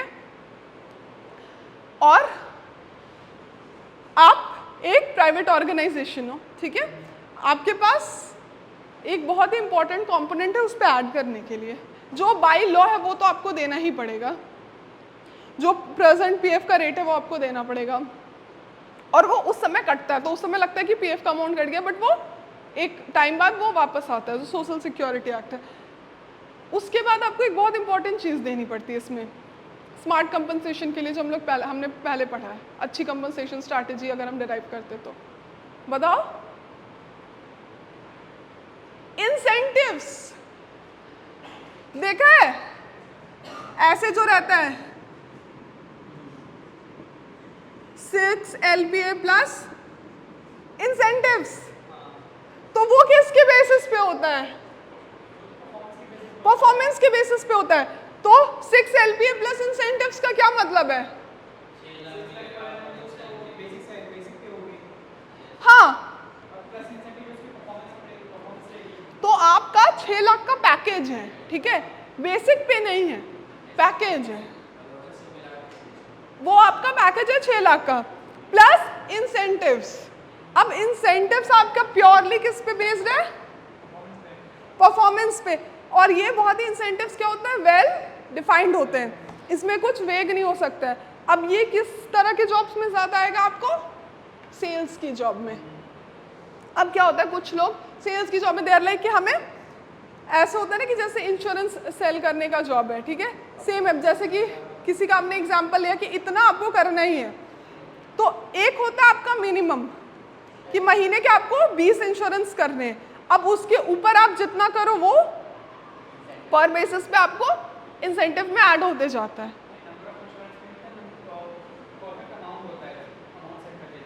ठीक है, और उसके एवब आप जितना करो पर में वो बढ़ते जाएगा। ये परसेंट टू परसेंट, सुनो, अगर मैंने कंपनसेशन प्लान बनाया, इधर देखो, एक केस बताओ, मैंने कंपनसेशन प्लान बनाया, ठीक है, आपका क्या नाम है?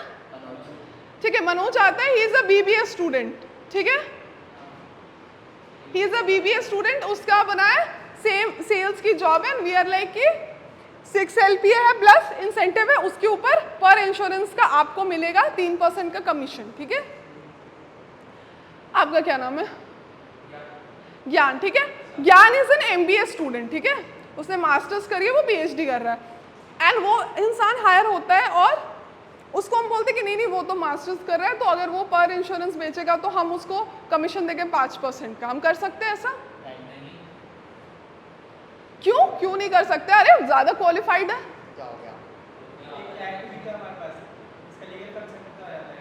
एग्जैक्टली, इसका आएगा आपका लीगल एथिकल कंसिडरेशन की सेम अमाउंट ऑफ वर्क के लिए सेम पेमेंट होनी चाहिए, ठीक है, और हाँ सेम अमाउंट ऑफ वर्क के लिए। अब उसमें क्या क्या, अब सेम कंसिडरेशन देखो, ठीक है, मनोज फ्रेशर है, ठीक है, उसको हमने हायर किया 6 LPA प्लस इंसेंटिव्स पे, ठीक है, और ज्ञान है हमारा, उसके पास 5 साल का एक्सपीरियंस है, उसको हमने हायर किया है 10 LPA प्लस इंसेंटिव्स पे, कर सकते हैं?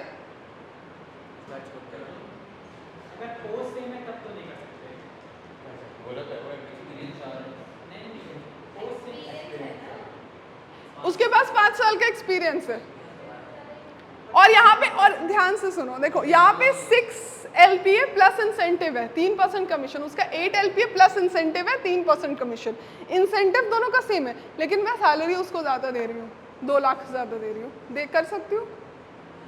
कर सकते हैं, कैसे? क्योंकि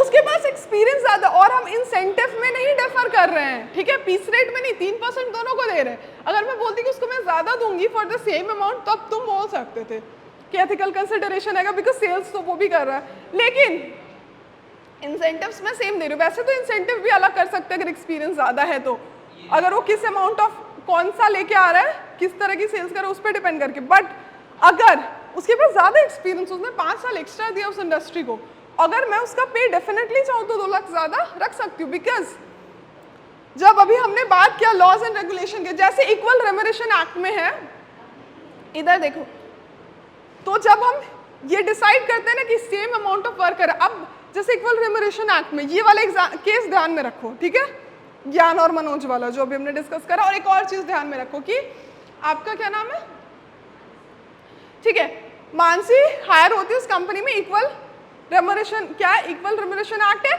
हम डिस्क्रिमिनेट नहीं कर सकते because she is a female, हम इसको कम दे, we can not do that, ठीक है, लीगली कोड ऑन वेजेस में है, हाई कॉन्सिक्वेंसेस है, पूरी तरीके से बैन है।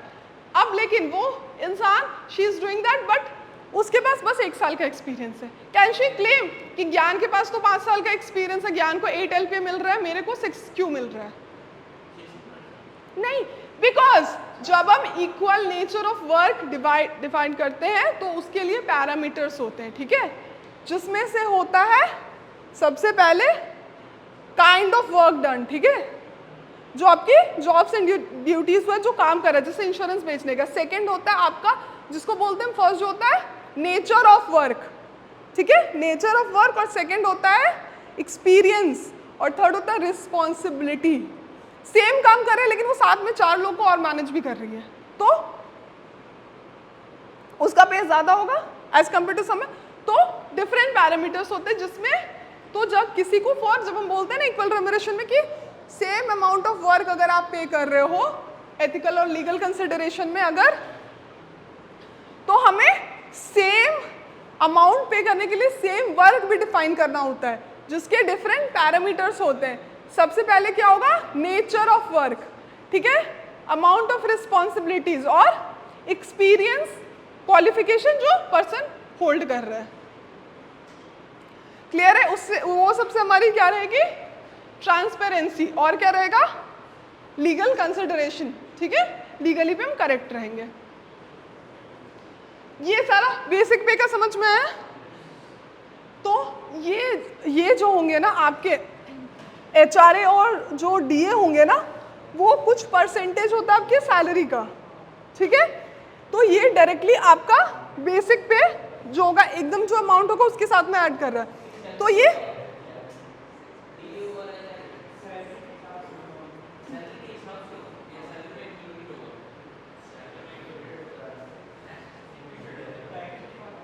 पूरी तो आपको जितनी मिल रही है, अच्छा सैलरी क्या हुई, जो मंथ के एंड में आपको अमाउंट मिल रहा है, तो ये पूरा ही तो आपका सैलरी हुआ ना, वो आपका बेसिक पे हुआ, सैलरी के कंपोनेंट्स हैं। नहीं, इंसेंटिव नहीं, इधर की बात कर रही हूँ, HRA TA DA की बात कर रही हूँ। देखो सुनो सुनो ध्यान से सुनो, आपको महीने के एंड में, ठीक है, आपको मिल रहा है 80,000, 84,000 मिलता है, ठीक है, अगर अभी आप कोई जॉब ज्वाइन करते तो मान लो आपने लेक्चरर की जॉब, आपको 84 मिल रहा है, ठीक है, उसमें से क्या है 60 आपकी सैलरी कितनी हुई पर मंथ 84,000, ठीक है, क्या नाम है आपका, ठीक है, मनीष को मिल रहा है 84 आपके बैंक अकाउंट में आया, ठीक है, लेकिन आपकी सैलरी कितनी हुई 84, आपको बैंक अकाउंट में इतना आया, पर आपका बेसिक पे था 60, ठीक है, उसमें आपका 10,000 था HRA, ठीक है, 4,000 था आपका DA और 1,000 आपका कट गया, 85 मिल रहा था PF में, जो आपके PF अकाउंट में जाके जमा हो गया। क्लियर है? तो ये आपके सैलरी के, आपके कंपनसेशन के कंपोनेंट्स हुए हैं, ठीक है। और इंसेंटिव अगर हुआ तो इंसेंटिव एक अलग चीज है, जितना आपने काम किया, जितनी आपने सेल्स करी, उस बेसिस पे पर सेल्स के हिसाब से आपको कुछ सर्टेन अमाउंट मिल गया या आपको कुछ कमीशन मिल गया। क्लियर है? ठीक है।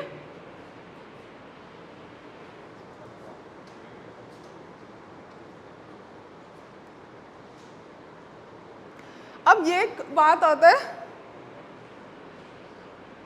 एक टर्म है, ये लास्ट है, ठीक है, समझो, ठीक है।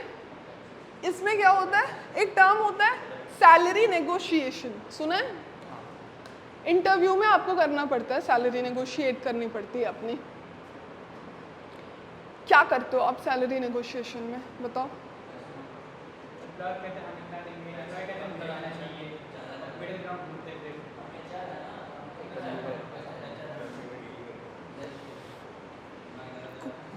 प्रोस्पेक्टिव शुरू में बोला था, प्रोस्पेक्टिव आपको कौन सा रखना है?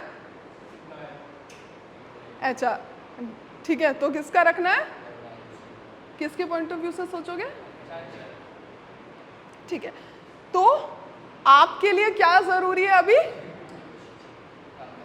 कंपनसेशन, कम्युनिकेशन, ठीक है। आप क्लियरली जो भी आपके ये जो एलिमेंट्स होते हैं ना, वो बहुत लोगों को नहीं पता रहते, बिकॉज अभी आपको पता चला बिकॉज आप HRF के पर्टिकुलर स्टूडेंट हो, आपको ये करना है।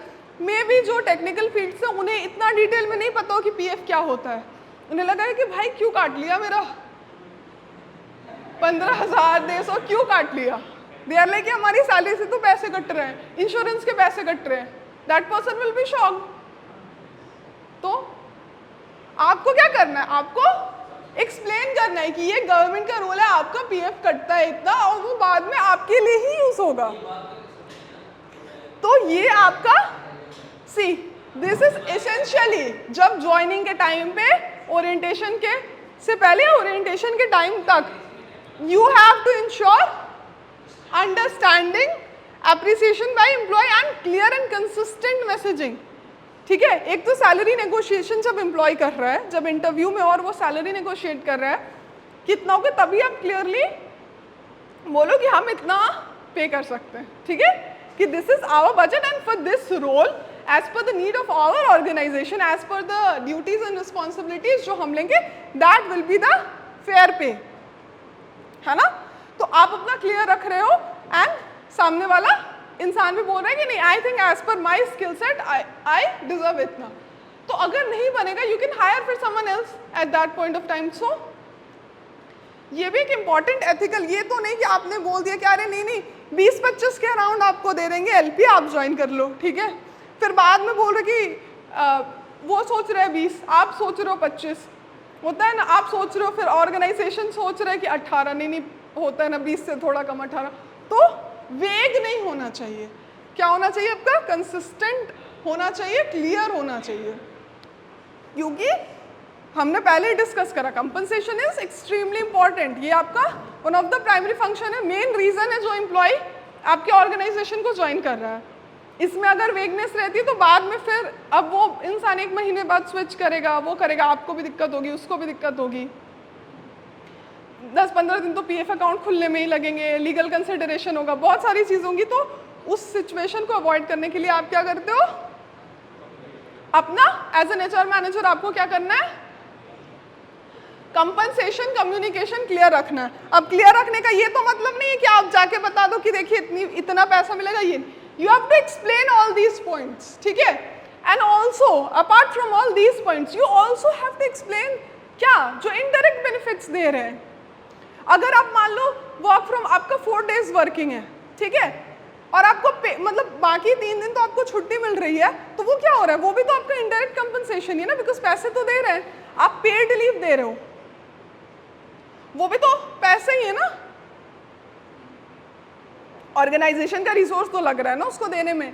आप हर 6 month पे कुछ हॉलीडे देते हो, एक पेड लीव पे लेके जाते हो, वेकेशन पे लेके जाते हो, है ना, तो आपका क्या हो रहा है, ऑर्गेनाइजेशन के रिसोर्सेज जा रहे हैं। तो जब आप कंपनसेशन कम्युनिकेशन करते हो ना, तो ऑर्गेनाइजेशन के पॉइंट ऑफ व्यू से सोचो कि आपके जितने रिसोर्सेज जा रहे हैं आपको वो सारा लीगल कंसिडरेशन तो समझाना ही है, साथ ही साथ आपको वो सारी चीज़ें भी मेंशन करनी है जो आप दे रहे हो।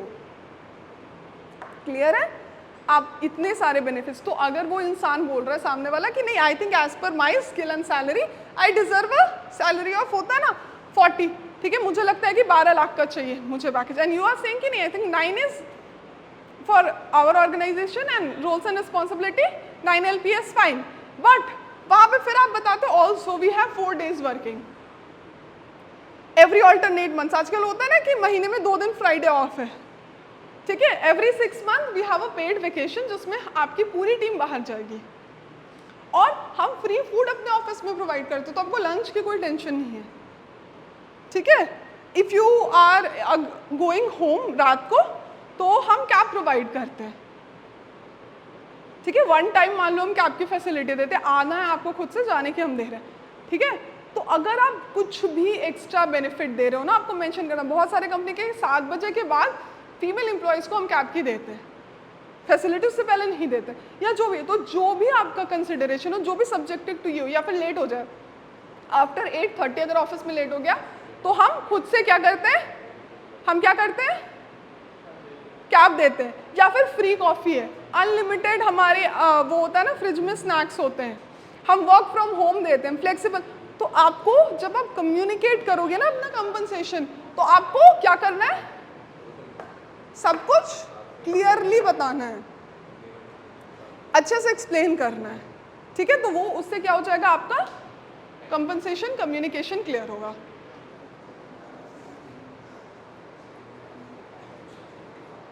अब हम क्विक रिवीजन करेंगे, ठीक है। क्या पढ़ा हमने आज, और कंपनसेशन मैनेजमेंट, ये क्या है,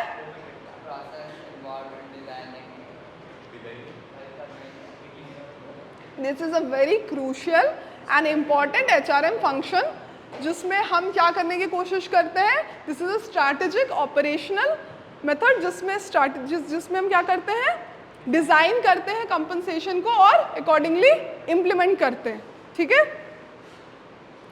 और इसमें क्या क्या 3 मेजर बेनिफिट्स क्या होते हैं, 3 मेन इंपॉर्टेंस क्या होता है, बताओ बताओ, हाँ, अट्रैक्शन और मोटिवेशन, तो this is compensation, these are the importance of compensation. Types क्या क्या होते हैं? डायरेक्ट, इनडायरेक्ट, ठीक है। उसके बाद फिर क्या होता है? टाइम के बेसिस पे टाइम रेट और पीस रेट। पीस क्या होता है? परफॉर्मेंस को रिवॉर्ड करता है, और टाइम क्या होता है? टाइम के बेसिस पे होता है। उसके बाद बोलो,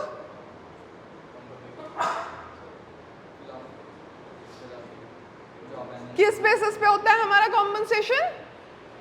जॉब एनालिसिस और मेनली जॉब इवैल्यूएशन, जिसमें हम क्या करते हैं? डिटरमाइन करते हैं जॉब की रियल वर्थ, उसके सारे ड्यूटीज, रिस्पॉन्सिबिलिटीज और ऑर्गेनाइजेशन के लिए वो कितना वर्थ है, उसके बेसिस पे हम क्या करते हैं? कंपनसेशन को डिसाइन करते हैं, ठीक है, अकॉर्डिंगली पेमेंट करते हैं।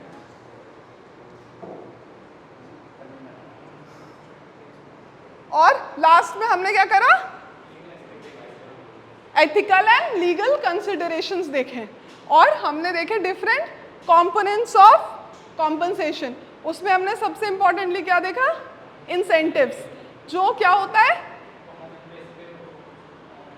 हाँ, परफॉर्मेंस के बेसिस पे होता है, जो कि प्रोडक्टिविटी को इनहेंस करता है, मोटिवेट करता है एम्प्लॉयज को टू परफॉर्म बेटर, ठीक है, रिवॉर्ड बेस्ड होता है।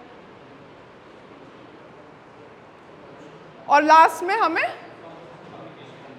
करना होता है, ठीक है। चलो नेक्स्ट क्लास से हम स्टार्ट करने वाले हैं इंडस्ट्रियल रिलेशन। जो आज जो हमने थोड़ा सा लेबर लॉ का करा ना, वो मेजरली वही है, लेबर लॉ, लेबर वेलफेयर है मेन। जनरली